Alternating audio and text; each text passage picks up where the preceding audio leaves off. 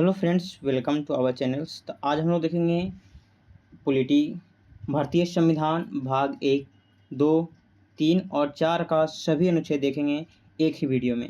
इसमें आपको धांसू ट्रिक के साथ आपको सभी अनुच्छेदों को बताया जाएगा। ट्रिक तो सभी को हम पढ़ेंगे नहीं, कुछ कुछ प्रश्नों का ट्रिक पढ़ेंगे, क्योंकि अगर हम सभी प्रश्नों का ट्रिक पढ़ेंगे तो काफ़ी वीडियो लंबी हो जाएगी। इसलिए आपको प्रश्न में ट्रिक आपको देखने को मिलेगा। आप चाहें तो वीडियो को स्लो मोशन में करके आप ट्रिक भी पढ़ सकते हैं, ठीक है। या फिर आप चाहें तो हमारे टेलीग्राम से इसका पीडीएफ ले सकते हैं। एक बार वीडियो देख लीजिए, उसके बाद आपको क्या करना है, आपको टेलीग्राम को ज्वाइन करना है। वहाँ से आपको फ्री में पीडीएफ मिल जाएगी, वहाँ से आपको पीडीएफ ले लेना है। उसके बाद आपको उसको एक बार पढ़ लेना है ट्रिक के साथ, तो आपको ऐसा याद हो जाएगा कि आप कभी भूल नहीं पाएंगे। तो चलिए शुरू करते हैं। तो चलिए, पहला प्रश्न है भाग 1 का हम देखेंगे, जिसमें हमारा भाग 1 में आता है भारत माने राज्यों का संघ है, संघ और राज्य क्षेत्र आता है। पहला भाग कहता है, पहला भाग में हमारा 1 से लेकर के 4 तक अनुच्छेद है। तो पहला अनुच्छेद क्या कहता है, अनुच्छेद एक क्या बतलाता है, कहता है भारत अर्थात इंडिया राज्यों का संघ होगा। भारत अर्थात इंडिया राज्यों का संघ होगा, ये हमारा अनुच्छेद 1 कहता है, ठीक है।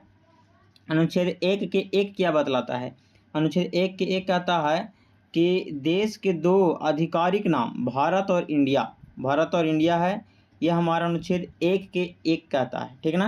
ट्रिक क्या है, 1 नंबर 1 देश जो राज्यों का संघ है। आगे चलिए, कहता है अनुच्छेद 2 क्या बतलाती है, मैंने क्या बतलाता है, नए राज्यों का प्रवेश या स्थापना, बाहरी क्षेत्रों को मिलाना या फिर नए राज्यों का प्रवेश या स्थापना हम लोग कह सकते हैं अनुच्छेद 2 के अंतर्गत होता है। इसका ट्रिक आप चाहें तो यहाँ पर पढ़ सकते हैं, बाहर से नंबर 2 की एंट्री यानी विदेशी ज़मीन शामिल। जैसे कोई भी देश, कोई भी क्षेत्र ऐसा है जहाँ पे अभी कोई देश नहीं बना है और वो चाहता है, वहाँ के लोग हैं वो चाहते हैं कि हम भारत में मिल जाए, तो वहाँ पे संसद क्या करेगा, उस क्षेत्र को अनुच्छेद 2 के तहत अपने देश में शामिल कर सकता है। अनुच्छेद 3 क्या बतलाता है, अनुच्छेद 3 करता है वर्तमान राज्यों के क्षेत्र, सीमा और नामों पर परिवर्तन। कोई भी राज्य ऐसा भी है उसका सीमा परिवर्तन करना हो, बंटवारा करना हो या फिर नाम बदलना हो, तो ये हमारा संसद करता है अनुच्छेद 3 के अंतर्गत, ठीक है। यहाँ पर आप ट्रिक पढ़ सकते हैं। नेक्स्ट है अनुच्छेद 4 क्या है, अनुच्छेद 4 क्या है, अनुच्छेद 4 कहता है अनुच्छेद 2 और 3 के कानून साधारण बहुमत से पास होंगे। अनुच्छेद 2 और 3 के जो साधारण माने कानून होगा वो साधारण बहुमत से प्राप्त होगा। अनुच्छेद 368 के ये बाहर है, मतलब जब अनुच्छेद 4 होगा, अनुच्छेद 2 और 3 होगा तो साधारण बहुमत से ही पास हो जाएंगे। इसके लिए किसी प्रकार का संविधान संशोधन करना जरूरी नहीं है। देखिए लिखा हुआ है भारी संशोधन जरूरत नहीं है। नेक्स्ट आते हैं, हमारा भाग 2 आता है, क्योंकि अनुच्छेद 1 से 4 तक भाग 1 में है। भाग 2 में हमारा क्या है, नागरिकता है, जो कि अनुच्छेद 5 से लेकर के 11 तक है। तो अनुच्छेद 5 क्या बतलाता है, अनुच्छेद 5 हमारा है वो कहता है संविधान की प्रारंभ नागरिकता, माने वैसा लोग जो 26 जनवरी 1950 से ही भारत का नागरिकता प्राप्त कर लिए हों, उनके लिए अनुच्छेद 5 है वो वर्णित करता है कि जो प्रारंभ से नागरिकता, ठीक है। तो 5 से प्रारंभ, 5 से 5 ऐसे याद रख सकते हैं। नेक्स्ट है अनुच्छेद 6 क्या बतलाता है, अनुच्छेद 6 बतलाता है पाकिस्तान से भारत आने वाले व्यक्तियों की नागरिकता, पाकिस्तान से भारत आए उनके नागरिकता मिला है, वो हमारा अनुच्छेद 6 के अंतर्गत ही मिला है। आज़ादी के समय जब बंटवारा हुआ था तो बहुत लोग को ऐसा भी थे जो भारत आना चाहते थे, तो जो पाकिस्तान से भारत आए उनका जो नागरिकता मिला वो अनुच्छेद 6 के अंतर्गत रखा गया। फिर हमारा है अनुच्छेद 7। अनुच्छेद 7 क्या कहता है, भारत से पाकिस्तान जाने वाले पुनः लौटने वाले अधिकार, माने भारत से पाकिस्तान गए और पुनः वापस भारत में लौटे तो उनका भारतीय अधिकार लेने का जो अधिकार मिला वो अनुच्छेद 7 के अंतर्गत ही ये मिला है, ठीक है। नेक्स्ट प्रश्न की ओर चलते हैं, तो हमारा अनुच्छेद 8 क्या बतलाता है, 8 कहता है भारत के बाहर रहने वाले भारतीय मूल के व्यक्तियों के अधिकार, कहता भारत माने भारत के व्यक्ति हैं लेकिन वो विदेश में रह रहे हैं तो उनका मूल अधिकार है कि भारत का ही नागरिक हैं, इस प्रकार का नागरिकता है, अनुच्छेद 8 बतलाता है। फिर है अनुच्छेद 9। अनुच्छेद 9 क्या करता है, विदेशी नागरिक स्वेच्छा से लेने पर भारत की नागरिकता समाप्त है, माने कोई भी व्यक्ति हैं वो माने विदेशी नागरिकता को ले लेता स्वेच्छा से तो उनका भारत का नागरिकता है वो स्वतः समाप्त हो जाएगा। इसकी जानकारी हम लोग को अनुच्छेद 9 के अंतर्गत मिलती है। अब आते हैं अनुच्छेद 10 क्या बतलाता है। अनुच्छेद 10 कहता है नागरिक के अधिकारों का नियंत्रण मतलब नागरिकता बने रहना। कोई भी व्यक्ति ऐसा भी होता है वो कुछ दिन के लिए विदेश चला जाता है, तो ऐसा नहीं है कि उनका नागरिकता है वो भारत से हट जाएगी, उनका नागरिकता भारत में बना ही रहेगा। ये हमारा अनुच्छेद 10 बतलाता है। आगे आते हैं तो कहता है अनुच्छेद 11 क्या बतलाता है। अनुच्छेद 11 कहता है संसद को नागरिकता कानून बनाने का अधिकार। मतलब संसद है वो नागरिकता का कानून में संशोधन या फिर बना सकती है कि माने संशोधन कर सकती है। जैसे कि अभी है कि कोई भी व्यक्ति 7 साल अगर भारत रहते तो उसको भारत का नागरिकता प्राप्त हो जाती है, रजिस्ट्रेशन करके नागरिकता प्राप्त कर सकते हैं। इस प्रकार का जो नियम बनाया गया है, और हम लोग त्याग कर सकते हैं देशद्रोह के माने अंतर्गत, या फिर किसी प्रकार का हम त्यागना चाहेंगे तो इस प्रकार से त्याग भी सकते हैं। तो इस प्रकार का संशोधन है वो हमारा संसद करके बनाता है कि क्या क्या तरीके से आप नागरिकता प्राप्त कर सकते हैं और त्याग सकते हैं, दोनों का। यह हमारा हो गया मौलिक नागरिकता खत्म हो गया भाग 2। अब देखते हैं भाग 3 जो कि हमारा मौलिक अधिकार आता है, जो कि हमारा सबसे कहा जाए संविधान का ये एक तरह से आत्मा कहा जाता है, ऐसे प्रस्तावना कहा जाता है। ऐसे मतलब संविधान का आत्मा नहीं कह सकते हैं, संविधान का एक मेन बेसिक कह सकते हैं इसको मौलिक अधिकार को, क्योंकि मौलिक अधिकार मैग्ना कार्टा इसको कह सकते हैं। ठीक है, देखिए इसमें क्या है, ये हमारा जो मूल अधिकार है वो हमारा अनुच्छेद 12 से लेकर के इसका 35 तक वर्णन किया गया है। ठीक है, तो चलिए देख लेते हैं अनुच्छेद 12 पहले क्या कहता है। अनुच्छेद 12 क्या कहता है, मूल अधिकारों के लिए राज्य की परिभाषा, माने मूल अधिकारों के लिए राज्य का इसमें परिभाषित किया गया है। ठीक है, नेक्स्ट है अनुच्छेद 13 क्या बतलाता है। अनुच्छेद 13 कहता है मूल अधिकारों को काम करने वाले कानून शून्य होगा, माने मूल अधिकारों को काम करने वाला कानून शून्य होगा। ठीक, ये कहता हमारा अनुच्छेद 13 कि मूल अधिकारों को काम करने वाला कानून क्या होगा, शून्य होगा। अनुच्छेद 13 का 2 क्या कहता है। अनुच्छेद 13 का 2 कहता है कोर्ट को न्यायिक पूर्ण विलोकन जुडिशियल रिव्यू की शक्ति। कोर्ट को न्यायिक पूर्ण विलोकन, अनुच्छेद 13 के 2 कहता है कि कोर्ट को न्यायिक पूर्ण विलोकन का अधिकार है।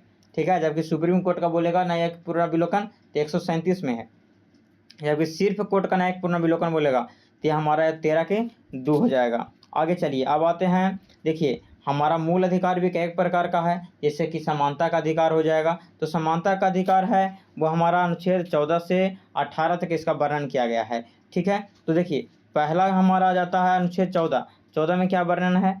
14 क्या आता है, विधि के समक्ष समानता और समान संरक्षण, माने कोई भी व्यक्ति का समान कानून समान संरक्षण उसको दिया जाएगा, माने सभी व्यक्तियों का समान भागीदारी। ठीक है, मैंने सभी के लिए कानून है वो क्या है, बराबर है। ठीक, तो हमारा 14 में क्या वर्णन है, विधि के समक्ष समानता। नेक्स्ट आगे आते हैं, अनुच्छेद 15 क्या बतलाता है। तो अनुच्छेद 15 कहता है धर्म जाति लिंग या जन्म स्थान के आधार पर भेदभाव पर रोक, माने कोई भी व्यक्ति नीचा कास्ट के हैं या फिर कोई अलग धर्म के हैं या फिर वो महिला हैं पुरुष हैं थर्ड जेंडर हैं या फिर उनका जन्म किसी मतलब किसी अन्य पिछड़े क्षेत्र में हुआ है, तो उनको से आप किसी प्रकार का भेदभाव आप नहीं कर सकते हैं, अन्यथा आपको कानूनी कार्रवाई किया जा सकता है आपके ऊपर। अनुच्छेद 15 का 3 क्या कहता है। अनुच्छेद 15 का 3 कहता है महिलाओं और बच्चों के लिए विशेष अनुकूल प्रावधान, महिलाओं और जो बच्चों हैं उनके लिए विशेष अनुकूल प्रावधान दिया जाता है, वो अनुच्छेद 15 के 3 के अंतर्गत दिया जाता है। अब आते हैं अनुच्छेद 15 के 4 क्या कहता है। अनुच्छेद 15 के 4 कहता है शैक्षणिक संस्थाओं में एससी एसटी और ओबीसी के लिए आरक्षण, शैक्षणिक स्थानों में एससी एसटी और ओबीसी के लिए क्या मिलता है, आरक्षण दिया जाता है। अनुच्छेद 15 के 4 बतलाता है कि एससी और एसटी और ओबीसी के लिए जो शैक्षणिक आरक्षण मिलता है वो 15 के 4 के अंतर्गत ही दिया जाता है। अनुच्छेद 15 के 6 क्या बतलाता है, ये बतलाता है शैक्षणिक स्थानों में ईडब्ल्यूएस के लिए 10% का आरक्षण, माने ईडब्ल्यूएस के लिए जो 10% का रिजर्वेशन का जो व्यवस्था किया गया है वो 15 के 6 के अंतर्गत ही रखा गया है। ठीक है, अब 15 के 4 के अंतर्गत एससी एसटी और ओबीसी के लिए शैक्षणिक आरक्षण है। ठीक है, और ईडब्ल्यूएस के लिए जो हमारा 10% का रिजर्व कोटा रखा गया है वो 15 के 6 के अंतर्गत आता है, ये शैक्षणिक मामलों में। ठीक है, आगे आते हैं, कहता है 16 क्या बतलाता है। अनुच्छेद 16 कहता है सरकारी नौकरी लोक नियोजन में अफसर की समानता, माने सरकारी नौकरी पाने के लिए सभी को समान अधिकार दिया जाता है अनुच्छेद 16 के अंतर्गत। ठीक है, नेक्स्ट प्रश्न की ओर चलते हैं। कहता है 16 का 4 क्या बतलाता है? 16 का 4 कहता है पिछड़ी जातियों SC ST और OBC के लिए नौकरी में आरक्षण। SC ST और OBC के लिए नौकरी में आरक्षण, यह हमारा कहता है 64 के 4। और SC ST का शैक्षणिक जो आरक्षण था वो हमारा 15 के 3 था। ठीक है और 16 के 6 में क्या है? सरकारी नौकरी में आर्थिक रूप से कमजोर वर्ग माने EWS के लिए 10%। देखिए यहाँ पर सरकारी नौकरी के लिए, वहाँ पे शैक्षणिक स्थान के लिए था। EWS के लिए जो 15 के 6 पढ़े उसमें हमारा शैक्षणिक संस्थान के लिए 10% EWS का आरक्षण रिजर्व था, वो था हमारा 15 का 6। आज 16 का 6 कहता है सरकारी नौकरी के लिए आर्थिक रूप से कमजोर वर्ग के लिए 10% का आरक्षण दिया जाएगा। नेक्स्ट प्रश्न कहता है अनुच्छेद 17 क्या करता है? इसमें है अस्पृश्यता यानी छुआछूत का पूर्ण अंत, माने किसी प्रकार का छुआछूत नहीं कर सकते हैं, किसी प्रकार के छुआछूत की। जैसे कि पहले के लोग क्या करते थे कि जो नीचे वर्ग के लोग होते थे उनके से बहुत ज़्यादा भेदभाव करते थे, उनके साथ जैसे बैठना, खाना, रहना ये सभी उनसे क्यों सब वंचित था। उन्होंने जहाँ तक बाहर तक उन्हें घूमना भी नहीं दिया जाता था। फिर हमारा आता है अनुच्छेद 18 क्या बतलाता है? 18 का था उपाधियों का अंत, सेना और शिक्षा को छोड़कर, मतलब कोई भी व्यक्ति को कोई उपाधि अपने मन से नहीं दे सकते हैं। ठीक, उपाधियों का अंत, बल्कि आप सेना को दे सकते हैं, शिक्षा टीचर को दे सकते हैं, इस सभी क्षेत्रों में आप दे सकते हैं। नेक्स्ट आता है हमारा स्वतंत्रता का अधिकार, यह हमारा समानता का अधिकार था जो कि 14 से 18 हुआ। अब आता है हमारा स्वतंत्रता का अधिकार जो कि अनुच्छेद 19 से 22 तक इसका वर्णन किया गया है। देखिए अनुच्छेद 19 क्या कहता है? वाक स्वतंत्रता का अधिकार, उन्हें बोलने की आज़ादी, वाक यानी बोलने की आज़ादी यानी वाक का स्वतंत्रता का अधिकार। ये इसमें हमारा 6 प्रकार का अधिकार रखा गया है 19 में। ठीक है, 6 अधिकारों को संरक्षण। देखिए अब आते हैं तो हमारा विभिन्न प्रकार का अनुच्छेद हमारा 19 के एक मैंने क्लोज में आता है। तो 19 के एक क्या बतलाता है? इसमें कहता है विचार, अभिव्यक्ति और प्रेस की स्वतंत्रता। याद कैसे रखेंगे? इसमें आप ऐसे याद रख सकते हैं, ए से आवाज़, ए से आवाज़, ए से अभिव्यक्ति। ठीक है, और माने ए से अभिव्यक्ति, अभिव्यक्ति का विचार आता है। ठीक है, वो प्रेस में स्वतंत्रता, ये भी याद रखता है। 19 के ए में रहता है प्रेस की स्वतंत्रता। फिर आता है 19 के बी यानी बी से क्या होगा? शांतिपूर्वक बिना हथियार के सभा करने की, माने बी से हो गया। बी मतलब होता है बाउंड, बाउंड मतलब क्या होता है? बाउंड मतलब होता है सभा, बाउंड माने क्या होता है? सभा। इसमें शांतिपूर्वक बिना हथियारों को सभा करने का अधिकार हमारा किस में है? 9 के सी में, 9 के बी में है। अब आते हैं 9 के सी, 9 कहते हैं 19 के 1 के सी, और 19 के 1 के सी क्या कहता है? सी से संगठन, सी से संघ, सी से संगठन, सी से संघ, सी से सहकारी, ऐसे याद रख सकते हैं। समिति की स्वतंत्रता, मतलब आप संगठन बना सकते हैं, संघ बना सकते हैं, सहकारी समितियां बना सकते हैं 19 के एक सी के तरफ तहत। अब आते हैं 19 के 1 के डी मतलब होता है ड्राइव, डी मतलब ड्राइव मतलब घूमने, इधर आवागमन कर सकते हैं शांतिपूर्वक, आप भारत के किसी क्षेत्र में आवागमन या फिर कहीं पे घूम सकते हैं। ठीक है, ये हमारा बतलाता है 19 के ए के डी। ठीक है, अब आते हैं 19 के ए के ई। ठीक है, तो ई मतलब क्या होता है? ई मतलब होता है एलीव, एलीव मतलब होता है रहना। तो हम क्या कर सकते हैं? भारत के किसी भी भाग में निवास माने बस सकते हैं, रह सकते हैं। इसका हमका जो आज़ादी मिलता है वो 19 के एक के ई के अंतर्गत दिया जाता है। अब आते हैं 19 के ए के जी। ए के जी क्या बतलाता है? ए के जी कहता है जी कि कोई भी व्यापार आजीविका का व्यवसाय करने की स्वतंत्रता। ठीक है, मतलब आप व्यापार कर सकते हैं, आजीविका का व्यवसाय कर सकते हैं, इसके लिए आपको स्वतंत्र है। 19 के ए के जी बतलाता है। अब आते हैं अनुच्छेद 20 क्या बतलाता है? अनुच्छेद की 20 क्या बतलाता है?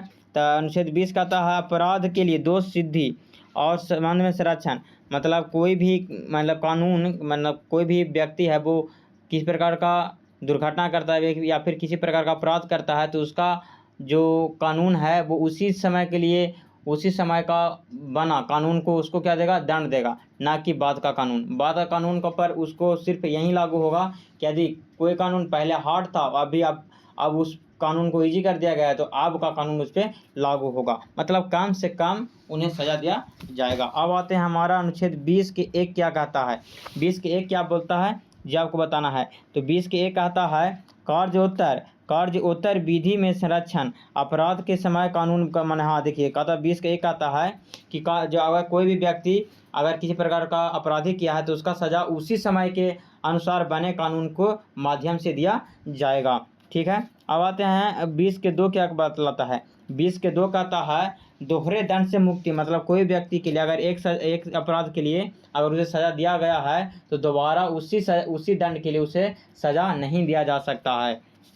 अगर एक बार जेल खट गया है किसी सज़ा के लिए तो उसी सज़ा के लिए 2 बार जेल वो नहीं खट सकता है। कहता है स्वयं के 20 के 3 क्या बतलाता है। 20 के 3 कहता है स्वयं के विरुद्ध गवाही देने के लिए बाध्य पर रोक, मतलब कोई व्यक्ति अगर अपराध करता हो अपने आप के लिए गवाही देता है, इस पर रोकथाम बनाया गया है, क्योंकि कोई व्यक्ति अपने आप पर गलत गवाही नहीं दे सकता है और अपने आप को बचाव के लिए वो सही भी बोल नहीं सकता है। इसका जानकारी दिया गया है 20 के 3 में। ठीक है, चलिए नेक्स्ट प्रश्न की ओर चलते हैं। तो नेक्स्ट प्रश्न कहता है अनुच्छेद 21 क्या बतलाता है। इसमें प्राण और दैहिक स्वतंत्रता, प्राण एवं दैहिक स्वतंत्रता का वर्णन किया गया है। जीवन और प्राइवेसी का अधिकार हमारा इसमें है, निजता का अधिकार। ठीक है, नेक्स्ट प्रश्न की ओर चलते हैं। कहता हूँ 21 के 1 क्या बतलाता है। 6 वर्ष से 14 वर्ष के लिए मुक्त और अनिवार्य शिक्षा का अधिकार। ये हमारा जो 16 से 14 वर्ष के लिए बच्चों के लिए मुक्त और अनिवार्य शिक्षा का अधिकार 21 के 1 बतलाने का कार्य करता है। अब आते हैं हमारा अनुच्छेद 22 क्या बतलाता है। अनुच्छेद 22 कहता है कुछ दशों में गिरफ्तारी और निषेध माने डिटेशन से संरक्षण, माने कुछ दशों में गिरफ्तारी और निषेध से संरक्षण, यह हमारी जानकारी कौन देता है। 22 अनुच्छेद 22 बतलाने का ये कार्य करता है। अनुच्छेद 22 का 1 क्या बतलाता है।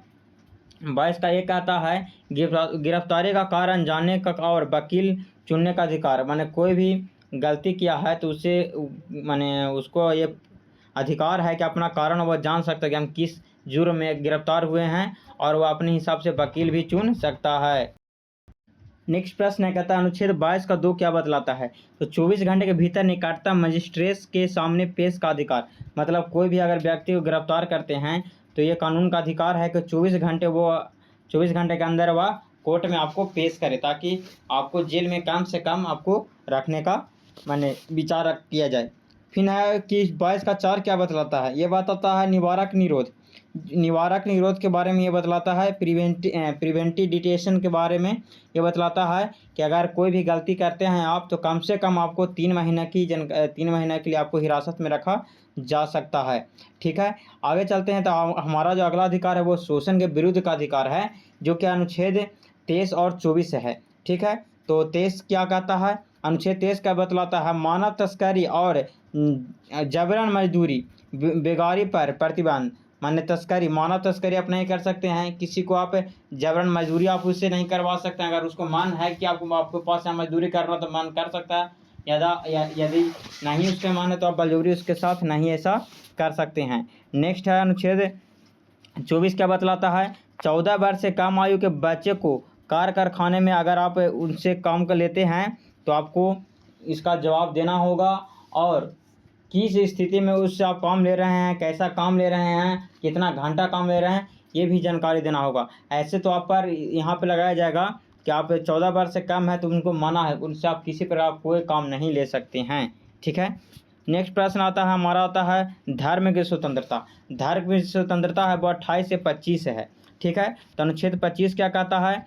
अंतःकरण की धर्म को मानने, आचरण व प्रचार की स्वतंत्रता, मतलब आप चाहें तो किसी भी धर्म को अपना सकते हैं और उस धर्म को आप प्रचार प्रसार भी करने में बाध्य हैं। ये आपको अनुच्छेद 25 स्वतंत्र करता है। अनुच्छेद 26 क्या बतलाता है। अनुच्छेद 26 कहता है धर्म मामलों के प्रबंधन संस्थाएं स्थापित करने की स्वतंत्रता, मतलब आप चाहें तो कोई भी धर्म मामला का प्रतिबंध कर सकते हैं, कोई भी संस्था का स्थापना भी कर सकते हैं, इसके लिए आप छूट हैं। अनुच्छेद 27 क्या बतलाता है। धर्म कार्यों या संस्थाओं की आय को टैक्स से मुक्ति, माने आप चाहें माने 27 कहता है कि आपको किसी प्रकार का धार्मिक कार्यों को प्रबंधन करने में या फिर किसी भी प्रकार का कार्य करने में आपको किसी प्रकार का धार्मिक मामला में टैक्स नहीं लिया जाएगा। ठीक है, नेक्स्ट प्रश्न क्या आता है। अनुच्छेद हमारा 28 क्या बतलाता है। सरकारी शिक्षण संस्थाओं में धार्मिक शिक्षा देने पर रोक, माने आप सरकारी शिक्षण संस्थानों में किसी प्रकार का धार्मिक शिक्षा आप नहीं दे सकते हैं, ये हमारा कहता है अनुच्छेद 28। अब आते हैं 28, अब आते हैं संस्कृति और शिक्षा संबंधित अधिकार। शिक्षा में संस्कृति का अधिकार जिसको बोलते हैं, जो कि हमारा अनुच्छेद 29 और 30 में वर्णित है। तो हमारा 29 क्या कहता है, अल्पसंख्यक वर्गों की भाषा, लिपि और संस्कृति का संरक्षण। मतलब अल्पसंख्यक वर्ग हैं, उनका भाषा, लिपि, संस्कृति का संरक्षण अनुच्छेद हमारा 29 बतलाता है कि आप अल्पसंख्यक वर्ग हैं तो आपका भाषा, लिपि, संस्कृति से इस से क्या मिलेगा, संरक्षण आपको मिल सकता है। हमारा आता है अनुच्छेद 30 का था अल्पसंख्यक को अपनी पसंद की शिक्षा संस्थान खोलने और चलाने के अधिकार। मतलब अल्पसंख्यक, कोई भी अल्पसंख्यक वर्ग है वो आप चाहे तो शिक्षा का संस्थान खोल भी सकता है और चला भी सकता है, इसका अधिकार उसको पूर्ण रूप से है। अनुच्छेद 30 ये कहता है। अब चलते हैं संपत्ति का अधिकार, जो कि हटाया गया। संपत्ति का अधिकार जो कि हटा दिया गया है, जो कि था कितना, अनुच्छेद 31 में था। संपत्ति का अधिकार हटा या निरस्त कर दिया गया और ये हटा करके अनुच्छेद 300 के ए में कानूनी अधिकार के रूप में इसे स्थापित कर दिया गया है। ये पहले मैंने था अनुच्छेद 31 में। ठीक है, नेक्स्ट प्रश्न की ओर चलते हैं। कहता है संवैधानिक उपचारों का अधिकार, जो कि अनुच्छेद 32 से 35 तक इसका वर्णन है। तो अनुच्छेद 32 क्या कहता है, अनुच्छेद 32 कहता है मौलिक अधिकारों को लागू करने के लिए सुप्रीम कोर्ट जाने का अधिकार। यह हमारा मौलिक अधिकारों को लागू करने के लिए सुप्रीम कोर्ट जाने का अधिकार ये देता है। इसे संविधान का आत्मा भी कहा जाता है, संवैधानिक उपचारों का, जो कि हमारे भीमराव अंबेडकर के द्वारा ये कहा गया था। ठीक है, हमारा आता है अनुच्छेद 32 के 2। तो 32 के 2 क्या कहता है, 32 के 2 बतलाता है सुप्रीम कोर्ट द्वारा 5 प्रकार का रीट जारी कर देता है। ठीक है, आपको बताना है कमेंट के 5 प्रकार का वो रीट क्या है। ठीक ना, चलिए नेक्स्ट प्रश्न की ओर चलना। कहता है अनुच्छेद 33 क्या बतलाता है। अनुच्छेद 33 है वो हमारा सशस्त्र बलों, पुलिस और खुफिया एजेंसी के मूल अधिकारों को सीमित करने की संसद की शक्ति। हमारा जो अनुच्छेद 33 का था, सशस्त्र बलों, पुलिस और खुफिया एजेंसी को मूल अधिकारों को सीमित करने का शक्ति देता है, यह हमारा संसद की शक्ति। नेक्स्ट प्रश्न है, कहता है अनुच्छेद 34 क्या कहता है, किसी क्षेत्र में सेना विधि माने हमारा मटेरियल लागू होने पर मूल अधिकार पर प्रतिबंध लगना, यह हमारा अनुच्छेद 34 बतलाने का कार्य करता है। अनुच्छेद 35 क्या बतलाता है, अनुच्छेद 35 कहता है मूल अधिकारों के प्रावधानों को प्रभावी बनाने के लिए कानून बनाने की केवल संसद की शक्ति। मतलब कहता है, देखिए समझिएगा, मूल अधिकारों के प्रबंधों को प्रभावी बनाने के लिए कानून बनाने की केवल संसद की शक्ति। मतलब कोई भी मूल अधिकार है उसको प्रभावी बनाना है, तो प्रभावी बनाने के लिए कोई कानून बनाता है तो उसका अधिकार संसद के पास है। ठीक है, अब आते हैं भाग 4, जो कि हमारा राज्य के नीति निर्देशक तत्व है, डीपीएसपी है, जो कि अनुच्छेद हमारा 36 से 51 तक इसका वर्णन किया गया है। तो चलिए अनुच्छेद 36 देख लेते हैं क्या कहता है। अनुच्छेद 36 कहता है, हमारा अनुच्छेद 36 कहता है इस भाग के लिए राज्य का परिभाषा। देखिए, मौलिक कर्तव्य के लिए राज्य का परिभाषा, वहाँ पे हम जब पढ़ रहे थे अनुच्छेद 12, तो राज्य के लिए मूल अधिकार का परिभाषा था। ठीक है, तो यहाँ पे हम पढ़ रहे हैं कुछ कर्तव्य, मौलिक कर्तव्य पढ़ रहे हैं, तो यहाँ पे मौलिक कर्तव्य, राज्य के परिभाषा के लिए मौलिक कर्तव्य या फिर मौलिक कर्तव्य के लिए राज्य का परिभाषा। ठीक है, अनुच्छेद 37 कहता है डीपीएसपी न्यायालय द्वारा परिवर्तनीय वाद योग नहीं है। मतलब आप चाहें तो डीपीएसपी का चुनौती आप न्यायालय में नहीं दे सकते हैं, ताकि डीपीएसपी एक कह सकते हैं परमानेंट सेटलमेंट है, जिसको राज्य द्वारा लागू किया जाता है और इसको आप किसी प्रकार का न्यायालय में चुनौती नहीं दे सकते हैं। ठीक है, चलिए यह स्थायी है। नेक्स्ट है, कहता है अनुच्छेद 38 क्या बतलाता है। तो अनुच्छेद 38 है वो बताता है राज्य द्वारा लोक कल्याण की अभिवृद्धि के लिए सामाजिक व्यवस्था। देखिए, राज्य लोक द्वारा इस कह सकते हैं राज्य लोक माने राज्य कल्याण, ऐसे या फिर कह सकते हैं कल्याणकारी राज्य की व्यवस्था अनुच्छेद 38 में वर्णन किया गया है। अब अनुच्छेद देखिए 38 का 2 है, यहाँ पे 38 का 2 है, तो 38 का 2 में क्या कहा गया है, आय, प्रतिष्ठा और अवसर की असमानता को दूर करना। माने कोई भी ऐसा नहीं है कि कोई अलग कास्ट के तो उसका संपत्ति उसको ज़्यादा आय मिलेगा, काम मिलेगा, ऐसा बात नहीं है। कोई भी किसी कास्ट से रहे, सभी का आय और प्रतिष्ठा सभी को क्या रहेगा, बराबर रहेगा। ठीक है, यह हमारा 38 कहता है। 39 क्या कहता है, 39 कहता है राज्य द्वारा अनुसरणीय कुछ नीतिगत सिद्धांत। राज्य द्वारा अनुसरणीय कुछ नीतिगत सिद्धांत हमारा 39 के अंतर्गत आता है। और 39 का जो अनुच्छेद है क्लोज है वो काफ़ी इंपॉर्टेंट हो जाती है। देखिए क्यों इंपॉर्टेंट हो जाती है, तो अनुच्छेद जो 39 के बी बतलाता है, कहता है हमारा जो भौतिक संसाधनों को स्वामित्व और नियंत्रण सार्वजनिक हित में, माने हमारा जो भौतिक संसाधन रहेगा वो हमारा स्वामित्व नियंत्रण माने सार्वजनिक, ये सभी के लिए रहेगा और ये सभी के नियंत्रण में रहेगा, ना कि कोई इसको कोई भी प्राइवेट आदमी अब इस पर अधिकार नहीं कर सकता है। ये सभी का अधिकार है और सबको बराबर अधिकार है, इसके साथ छेड़खानी ना करें। अनुच्छेद 39 के सी बतलाता है धान और उत्पादन के साधनों और अहितकारी माने संकेंद्र रोकना। देखिए यहाँ पे कहता है धान और उत्पादन के माने साधनों को अहितकारी संकेंद्रण। ठीक है, यहाँ पे वर्ड जो है तनिक हम समझ ना पा रहे हैं, चलिए इसको हम आगे बढ़ाते हैं। कहता है 39 के डी क्या बतलाता है, 39 के डी कहता है पुरुष और महिला दोनों के लिए समान कार्य के लिए समान वेतन। माने अगर ऐसा नहीं हो सकता कि अगर कोई जॉब कर रहा है, प्राइवेट जॉब में तो चलता है कि, लेकिन प्राइवेट जॉब में भी अगर ये नियम लागू होता है तो वहाँ पे भी आपको समान कार्य के लिए समान वेतन देना पड़ेगा, महिला रहे चाहे पुरुष रहे। लेकिन सरकारी जॉब में ये नियम है कि अगर महिला पुलिस है या फिर कोई महिला पुरुष है, महिला पुरुष है, दोनों का वेतन है वो समान ही मिलेगा। फ़र्क ये पड़ता है कि वो क्षेत्र अगर अलग रहेगा तो अलग पैसा हो सकती है। अब 39 का ए देखिए, ये क्या बतलाता है, एक आता है समान न्याय और गरीबों को मुक्त कानून सहायता। मतलब यहाँ पे देख सकते हैं फ्री लॉ एडवाइस, हमारा जो माने क्या कहते हैं, कह सकते हैं निःशुल्क विधि सहायता, इसको बोलते हैं निःशुल्क विधि सहायता। मतलब आपको किसी प्रकार का किसी भी कानून से माने संरक्षण के लिए आपको किसी प्रकार का पैसा नहीं लगता है, लेकिन ऐसा लिखा गया है, ऐसा वास्तव में होता तो और अच्छा रहता। अनुच्छेद 40 क्या बतलाता है, ग्राम पंचायत का गठन। गांधीवादी विचारधारा का अनुच्छेद ये है, गांधीवादी अनुच्छेद भी इसको कहा जाता है। गांधी जी का एक सर्वप्रथम कहना था कि जो हमारा जो सबसे बड़ा जो पीढ़ी है वो गाँवों में बसती है और गांव का विकास ही हमारा क्या है, हमारा देश और राज्य का विकास है। देखिए अनुच्छेद 41 क्या बतलाता है, कुछ दशाओं में जैसे बुढ़ापा, बीमारी, ठीक है, बुढ़ापा, बीमारी, बच्चों, काम, शिक्षा और लोक सहायता या फिर विकलांग भी कह सकते हैं। इसमें कुछ दशाओं में क्या है कि काम, शिक्षा और लोक सहायता पाने का अधिकार। जैसे क्या होता है कि कोई बुढ़ापा है, उनको पास किसी प्रकार का बेटा या बेटी नहीं होता है, तो उनको बुढ़ापा में कुछ दशाओं में लोक सहायता पाने, जैसे कोई पेंशन देना, इस हम प्रकार का जो आता है वो 41 में आता है। ठीक है, या फिर काम पाने का अधिकार, काम करने योग्य हैं, उनको काम नहीं मिल रहा है तो वो मनरेगा के अंतर्गत जा सकते हैं, तो काम पाने का अधिकार भी हमारा 41 के अंतर्गत ही आता है। 42 क्या कहता है, काम और न्याय संगत दशाएं तथा महिलाओं के लिए प्रसूति सहायता।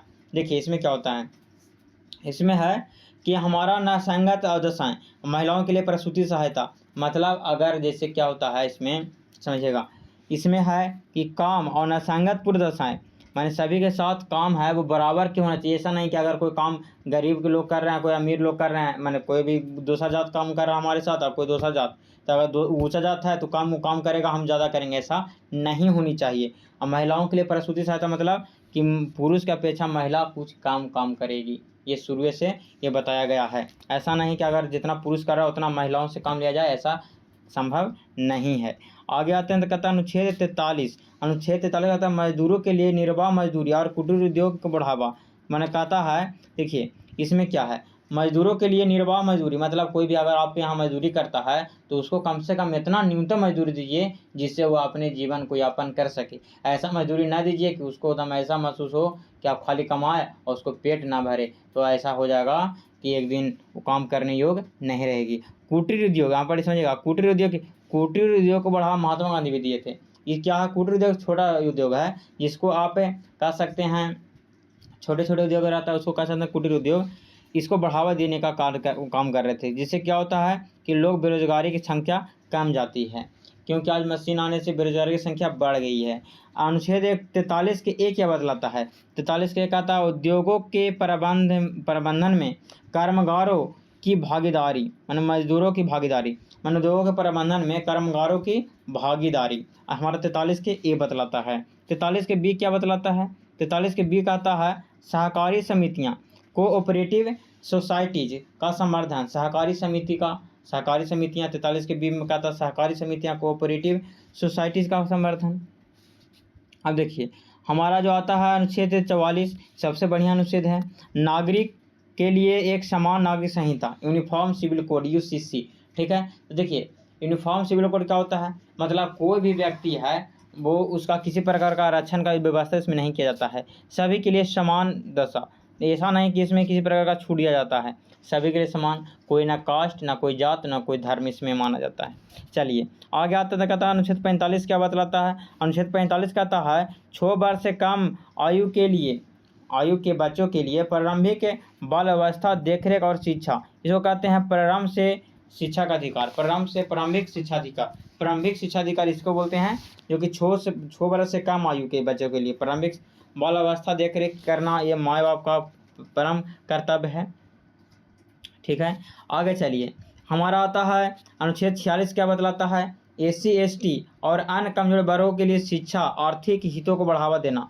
यह हमारा जो मैंने 46 का अनुच्छेद है वो SC ST और अन्य कमजोर वर्गों के लिए शिक्षा आर्थिक हितों को बढ़ावा देने का अधिकार करता है। देखिए अनुच्छेद 47 क्या बतलाता है, अनुच्छेद 47 है वो कहता है पोषाहार स्तर, जीवन स्तर और लोक स्वास्थ्य में सुधार तथा नशीली चीज़ों पर प्रतिबंध, मतलब कह सकते हैं ये हमारा जितना मादक पदार्थ है इस पे हमारा ये बंद लगाता है, जैसे शराब नहीं पीना है, ड्रग्स नहीं पीता, मैंने स्वास्थ्य से संबंधित सुधार मैंने चीज़ों खाने का उपयोग, पौष्टिक चीज़ों को खाने के लिए आपको बढ़ावा देता है। नेक्स्ट प्रश्न है 48 कहता है कृषि और पशुपालन को आधुनिक संगठन तथा दुधारू पशुओं के वध पर रोक, मतलब कहता है कृषि और पशुपालन का वो आधुनिक संगठन तथा दुधारू पशुओं को वध पर रोक, किसी प्रकार का पशुपालन कृषि को यहाँ पे बताया गया, पशुपालन और कृषि पर देख रेख कर सकते हैं, और इसमें दुधारू पशु उसको वध नहीं कर सकते हैं, लेकिन ऐसा तो आज देखने को मिल नहीं रहा है, सबसे ज़्यादा गाय कट रहे हैं, सबसे ज़्यादा जानवर आज भारत में ही कट रहा है। नेक्स्ट प्रश्न की ओर चलते हैं, तो कहता है अनुच्छेद 48 के क्या बतलाता है, पर्यावरण संरक्षण है, संवर्धन है तथा वन और वन्य जीव का संरक्षण। हमारा 48 के एक अंतर्गत पर्यावरण संरक्षण, वन्य जीव का संरक्षण 48 के एक अंतर्गत किया जाता है। अनुच्छेद 49 कहता है राष्ट्रीय महत्व के स्मारकों, स्थलों और वस्तुओं का संरक्षण, जैसे कि लाल किला, ताजमहल, ये सभी का संरक्षण, हमारा ऐतिहासिक जो महत्व जो स्मारक हैं उसको अनुच्छेद 49 के तहत संरक्षण दिया जाता है। नेक्स्ट प्रश्न है हमारा अनुच्छेद 50 क्या बतलाता है, अनुच्छेद 50 कहता है कि कार्यपालिका से न्यायपालिका 50-50, न्यायपालिका 50 में है तो 50-50, कार्यपालिका से न्यायपालिका का पृथक्करण। ठीक है, ये हमारा बतलाता है 50 में, यानी जज और सरकार में ऑप्शन में दोनों अलग अलग काम। ठीक है, हमारा लास्ट प्रश्न है वो है अनुच्छेद 51 क्या बतलाता है, अनुच्छेद 51 कहता है अंतर्राष्ट्रीय शांति और सुरक्षा की अभिवृद्धि, भारत की विदेश नीति। ठीक है, भारत विदेश नीति हमारा 51 में बताया गया है। ठीक है, तो ये हमारा रहा भाग 1 माने 4 माने कह सकते हैं कि 1 से 4 तक। ठीक है, तो चलिए हम देख लेते हैं, हाँ और एक भाग और छूट गया है 4 के 1 भी इसी वीडियो में देख लेते हैं। तो देखिए हमारा अगला भाग है वो है भाग 4 के ये काफ़ी इंपॉर्टेंट भाग है। आपको पता होगा कि हमारा जो फंडामेंटल ड्यूटीज़ है वो हमारा मूल अधिकार को बनाए रखने के लिए मूल कर्तव्य भी जरूरी है। ठीक है, तो इसमें देखिए बताया गया है महत्वपूर्ण नोट्स में, यह भाग मूल संविधान में नहीं था, इसे 42वां संविधान संशोधन 1976 द्वारा स्वर्ण सिंह समिति के सिफारिश पर जोड़ा गया। ठीक है, शुरुआत में 10 कर्तव्य थे, वर्तमान में 11 मूल कर्तव्य हैं। ठीक है, तो चलिए कौन कौन है और इनका अनुच्छेद में क्या वर्णन है देख लेते हैं। तो अनुच्छेद 51 के ए में क्या है, ये 51 के कहता है भारत के प्रत्येक नागरिक के मूल कर्तव्यों फंडामेंटल ड्यूटी की सूचना, ये हमारा 51 के ए के अंतर्गत दिया जाता है। 51 के ए क्या कहता है, देखिए यहाँ पे कैपिटल ए का स्मॉल ए क्या बतलाता है, ये कहता है कि संविधान का पालन करना और उसके आदर्शों, संस्थाओं, राष्ट्रध्वज और राष्ट्रगान का आदर करना, ये हमारा मौलिक कर्तव्य के अंतर्गत आता है। माने संविधान का पालन करो, आदर्शों, वाक्यों का, संस्थानों का, राष्ट्रध्वज का, राष्ट्रगान का, सभी को आपको आदर करना है। अनुच्छेद 51 ए बी का कहता है, अनुच्छेद 51 कैपिटल ए और स्मॉल बी क्या कहता है, स्वतंत्रता आंदोलन को प्रेरित करने वाले उच्च आदर्श को संजोगे रखना और उसका पालन करना। मतलब उच्च आदर्शों को संजोगे रखिए और उसको पालन करिए, यह हमारा संविधान बतलाता है। नेक्स्ट प्रश्न है हमारा 51 ए सी क्या कहता है। 51 ए सी क्या बतलाता है, भारत की प्रभुत्ता, एकता और अखंडता की रक्षा करना। मतलब भारत की प्रभुत्ता, एकता और अखंडता की रक्षा करना और उसे अक्षुण्ण रखना, यह हमारा 51 के ए के सी कहता है। 51 के ए के डी क्या कहता है, ये कहता है देश की रक्षा करना और आह्वान किए जाने पर राष्ट्र की सेवा करना। माने देश की रक्षा करना है लेकिन आह्वान किए जाने पर राष्ट्र यानी देश का सेवा करना, ये हमारा मूल कर्तव्य के अंतर्गत आता है। नेक्स्ट है हमारा 51 के ए के ई क्या बतलाता है, भारत के लोगों में समरसता और समान भ्रातृत्व भाईचारे की भावना का निर्माण करना और तथा महिलाओं के सम्मान के विरुद्ध प्रथाओं को त्याग करना। मतलब हम लोग को भाईचारा बनाए रखना और महिलाओं को समान बनाना, यानी समान के विरुद्ध क्या करना, प्रथाओं को त्याग करना। महिलाओं के समान के विरुद्ध अगर कोई प्रथा है तो उसको त्याग करना है, यह हमारा अनुच्छेद 51 के ई कहता है।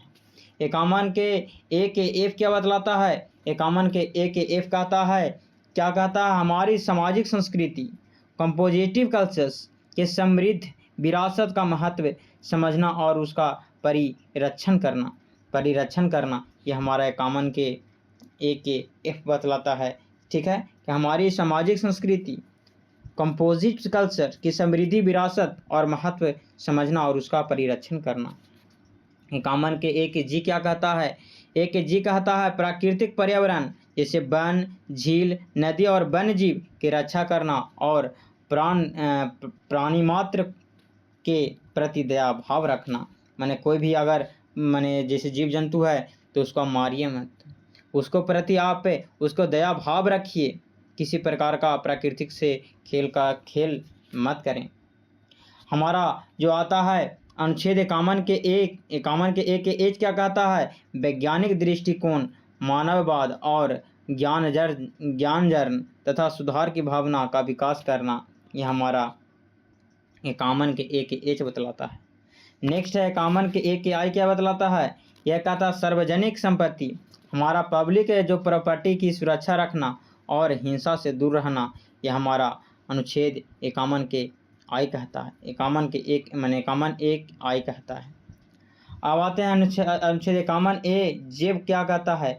अनुच्छेद 51 जे कहता है कि व्यक्तिगत और सामूहिक गतिविधियों के सभी क्षेत्रों में उत्कर्ष की ओर बढ़ने का समस्त प्रयास करना। व्यक्तिगत और सामूहिक गतिविधियों के सभी क्षेत्रों में उत्कर्ष की ओर बढ़ने का सतत प्रयास करना, अनुच्छेद 51 के जे कहता है।